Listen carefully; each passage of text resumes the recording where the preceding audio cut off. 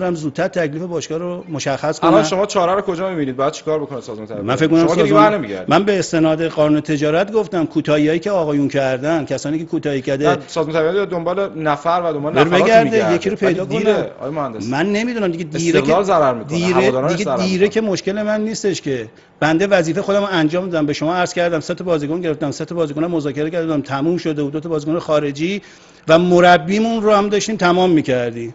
حالا یه برخی حرفای بی‌مزه میزنن، از جمله پارسال هم همین میگفتن آشتیانی چجوری بدون مربی داره بازیکن میگیره. اینا حرفای سنارسغازیه که عرضم به حضور شما هیچ ارزش گفتاری نداره. این حرفا رو میزنن، همه اینا بر اساس پشتوانه داشت انجام میشد.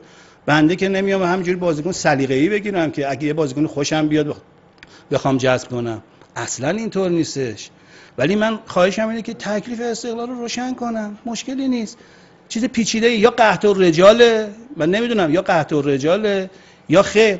این روزا یه به اصطلاح دایه محترمان‌تر از مادرم شدن. خب کسی الان قبول نمیکنه استقلال با این وضعیت.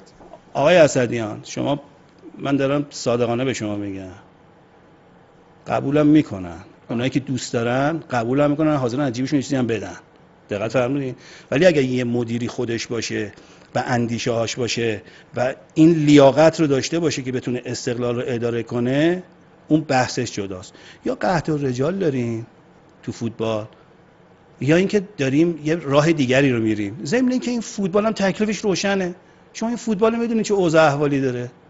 تو فوتبالی که یه فردی که 2 سال سابقه مربیگری داره، تو دوران مربیگریش ناموفق بوده، میبرنش تیم ملی و مسئولیت بهش میاد، شما دیگه بشین حساب کن همه داستان‌های فوتبال این مملکت رو. وقت الا ماشاءالله مسائل و موارد دیگه‌اش، رئیس فدراسیونی که به من توصیه بکنه که آقا برو گلگاب زبون بخور، اعصابت بیاد آرامش پیدا کنه، شما دیگه چی انتظاری دارید؟ آقای کفاشی هم از که شما استفاده کردید گفتن که با آقای سعیدو پیشنهاد داده بودیم که آشتیانی برن از فوتبال. خب راست میگن، چون تو فوتبال حرفای نو زدن جای حرف ده. آدم‌هایی که حرف نو ندارن، آدم‌هایی که بنجلن، آدم‌هایی که متحجرن، لومپنن، طبیعتاً آدم‌هایی که بخوان حرف نو بزنن، خب طبیعی مقاومت میکنن در مقابلشون. شما چی فکر میکنید؟ شما فکر کردین که این سیستم میپذیره که یه نیروی جدید با یه نگاه جدید ورود پیدا کنه یا یه گروه جدید ورود پیدا بکنن؟ نه خیر، مقاومت میکنن، پس میزنن، حرفای بی ربط میزنن، حرفای غیر کارشناسی میزنن، حرفایی میزنن که فقط برای خودشون ارزش داره. همینه. ولی امیدوارم که تکلیف استقلال زودتر روشن بشه. بنده همینجور که عرض کردم من هرگز بر نمیگردم، به ورزشم بر نمیگردم. ضمن اینکه اگر بحثی باشه راجع به ورزش حرفمو میزنم، اگه نقادی باشه میکنم. بنده 4 سال رئیس فدراسیون بودم، دو فصل در استقلال بودم. بنده سال 58 رئیس تربیت بدنی بودم، یه جوون 20 ساله بودم.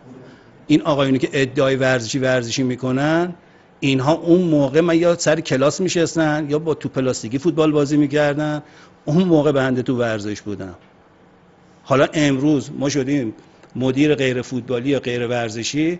ضمن که دوستان ما به لحاظ فوتبالی هم اگه بخواید حساب کنید، خب بنده کافی شهادت دادم ما کجا چیکاره بودیم و چه کردیم و چه ورزشی رو انجام دادیم. نیاز به این نیست که تو این برنامه بنده بهش بپردازم.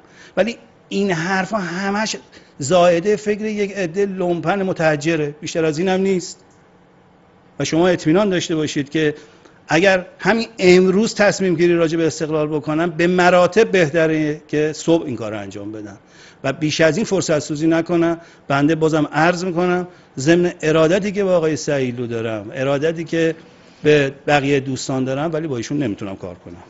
بسیار خیلی متشکرم آقای واعظی آشتیانی، مدیر عامل مستعفی باشگاه استقلال تهران. آرزو می‌کنیم که باشگاه مردمی استقلال وضعیت بهتری رو پیش رو داشته باشه و ان شاءالله حالا خیلی به قول شما فرصت سوزی شد، ان شاءالله که بتونه در فصل آتی در آسیا حداقل بتونه آبروداری بکنه. من به شما اینم عرض بکنم، استقلال 2 فصل گذرون، یه فصل قهرمان شده، یه فصل سوم شده. اینقدر این سومی رو دوست دارن کم رنگ بکنن، اینقدر دوست دارن کم رنگ. اون روزی که استقلال 13ام شد، اینقدر بهش نتاختن. اینقدر بهش نتاختن، تیم 13ام شد. ولی امروز که استقلال 3م شده و سهمیه آسیا رو گرفته، میخوان همچین کوچیک جلوش بدن. استقلال مگه یه رقیب دیرینه مثل پرسپولیس نداره؟ استقلال وقتی سوم شد با 6 امتیاز اختلاف با پرسپولیس سوم شد، یعنی با اقتدار نسبت به حریفش اومده بالا. این بزرگترین افتخار برای طرفداران استقلال بوده و هواداران استقلال بوده و من فکر میکنم که با جریحه دار نکنن احساسات طرفداران رو، بیش از این اونها رو تحریک نکنن و سریعا به این موضوع بپردازن و با یه سری مسائل سعی نکنن که با ادبیات خاص بازی بکنن. اما این نکته هم بنده جایی داره اشاره کنم اگر اجازه بفرمایید خیلی سریع. آقای امیدوار رضایی گفته بوده در اون جلسه آقای سیلو برنامه 3 ساله خاصه. بنده قویاً تکذیب میکنم. در اون جلسه 5 نفر آدم بودن نشنیدن، شخص ایشون شنیده. شاید ایشون در نشستی در جای دیگر شنیده که تصور کرده در اون جلسه شنیده. چنین موضوعی نبود، بلکه برنامه بودجه سال جدید بود که من با آقای سیلو گفتم من هم قبل از عید هم بعد عید این برنامه رو دادم و حتی برای حسن نیت رونوشت این نامه‌ها رو تقدیم آقای سیلو کردیم که آقای سیلو تعجب که چرا این نامه‌ها رو ندیده. خیلی متشکرم. با شما خداحافظی می‌کنم. تشکر می‌کنم.